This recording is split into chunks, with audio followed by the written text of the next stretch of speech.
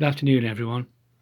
Today I'm going to have a little play about with these 8-track cartridge tapes. And for anybody that's not used to this format, they were around in the mid-60s till about the mid-70s. And then obviously by then the cassette tape had taken over, far more versatile, the cassette, although some people say the sound wasn't as good as it was on the 8-tracks, and I'd probably tend to agree with them. I'll talk a little bit about this 8-track.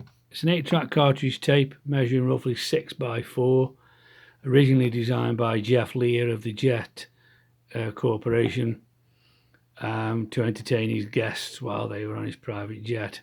After that, then he saw a market for them in the automobile industry for people to take their portable music out with them. So hence, in the late 60s, early 70s, you see dozens of these thrown on the back seats of cars, and that was the way you enjoyed your music in them days. Now, of course, with this sort of thing, it's getting on now, 40, 50, sometimes 60 years old. Some of these are. They haven't been made since the mid to late 70s. And of course, like everything else with these, they require some maintenance. And namely, underneath that tape, there is a felt pad. There's the remnants of one that I've recently done. It looks like draft excluder, to be fair about it, and that disintegrates to nothing. And once it's disintegrated, the tape can't be played, because as you push this tape into your tape player, the head on the tape player touches that magnetic tape, pushes against the foam pad behind, hence you get sound. Of course, when there's no foam pad behind, it can't play. Now then, when you come to get these things apart, you have to be very careful, because if you suddenly turn it on its end and try and split it open, all the tape will fall out and you've got a right job on your hands. It's one endless loop of tape. There's not a start and there's not an end. So when you come to get them open, be very careful. Now then, today for this exercise we're going to change that foam pad which sits underneath that head. But whilst we're at it, I'm going to give you a few pointers along the way. Here we go then.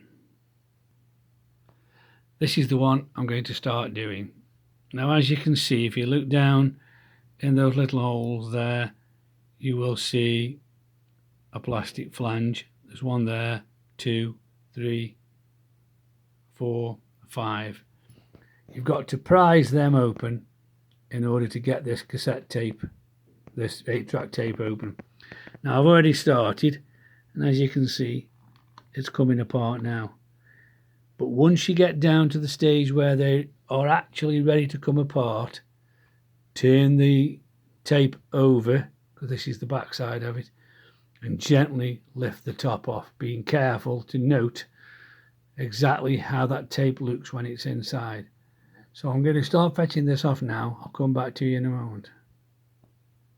Right, folks, there we are with the two halves split. Quite a tricky operation, because you've got to get 5 of these out, or virtually all at the same time. They can be awkward, but with a bit of perseverance you can do it. Now the bit that we're after sorting out is this bit here, and as you can see, it's already started to disintegrate. Now, just before we deal with that, let's just talk about these tapes. The way that they work is it's an endless spool without a beginning and without an end. In order for the tape to play, which is playing in that direction, when it's turned over, it'll play in that direction. It feeds from the center of the spool.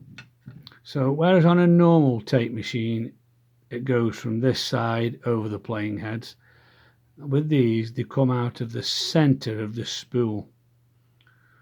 And then it goes along the top of the playing mechanism, over the capstan roller, down and joins back on the outer edge of this spool then. And eventually that outer edge, by the time it's played, works its way in. When you come round to the end of the tape again, or the beginning of the tape if you like, it comes back out there. So it's a continual loop of tape. Now the inherent problems with some of these are that somewhere in this big loop of tape, there are some sensing foils. When the machine picks up on a sensing foil, i.e. the sensing foil travels up that tape, and when it comes to there and it's sensed by the playing head, it switches to programs. So it'll go from program 1 to program 2, because as you can see on all these sort of tapes, you get programs. So you get program 1 and 1A, 2B. So every time the sensing foil comes round, it moves from that program to that program. So if that had been say a Rod Stewart tape, you'll probably get 2 songs on program 1, 2 songs on program 2, 2 songs on program 3, and maybe 2 songs on program 4. And once that sensing foil is picked up on there, it moves programs. But we'll talk about that a little bit later. The main thing about these, even if you've managed to get one of these 8-track cartridge tapes that's sealed and never been opened, and there are a few about, there's a 99% probability that that foil, that foam there, is no good. Now what you've got to do is replace them. I'll dig this one out and just see if I can show it to you.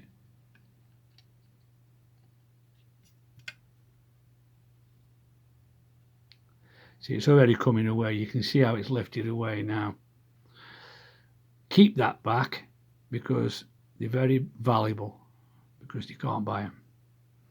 Now if we just take our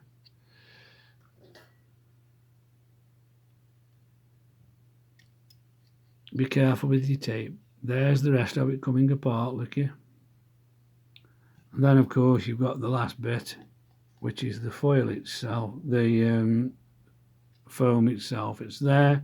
It's normally longer than that, but it's already disintegrated on this one.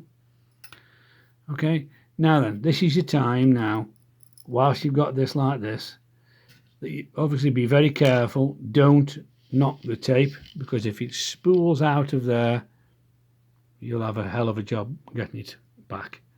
Now whilst you've got that foam out ready to be replaced, you can see all the bits of the old foam there, crud, rubbish on the side of the posts there, look here, you can see it there. So take the time to clean this out, always bearing in mind you must not lose the tape. Whilst you're at it as well, a bit of a prize, you can take the capstan rubber out, give it a damn good clean, get rid of all the oxide and crap. Even that piece there will come off, and give that a clean. I'll be back to you in a second. Right, here we go then. So once you've cleaned out all the crud, all the rubbish, and you should be left with something like that, which is in bits.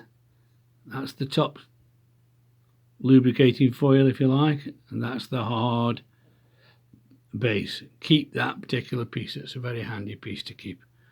Now then, this is the replacement. To all intents and purposes, it looks like a piece of draft excluder, but this is a new one I've bought. That's the back of it, which is basically that. Then you've got the foam, which is all that black rubbish there. And on the top, you've got your shiny film, which looks a bit like sellotape. Like I say, you can make these yourself. If you get some draft excluder, stick it on there with a piece of sticky back sellotape, get your draft excluder cut to size, put that on, sellotape over the top, trim the sellotape off, and you should be left with one of them. To be fair about it, it's a lot of mither and a hassle to make one of them. You can get these for around about £5 or £6 off eBay and places like them.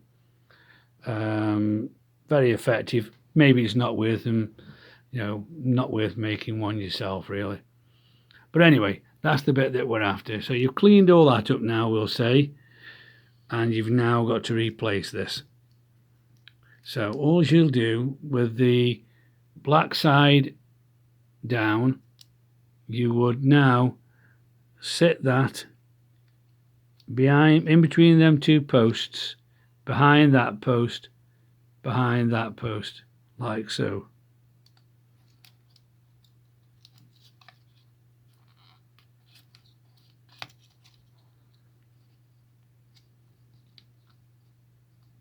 And there we are, it's in. All you got to do now is check the tape, take up any slack, make sure that the tape is behind the guide head there. It's got to be behind there in that position. Okay, and then you can put the top back on, and all you'll do is place it on. Make sure the tape is in that little slot there. Line up the 5 lugs with the 5 holes and clip it together.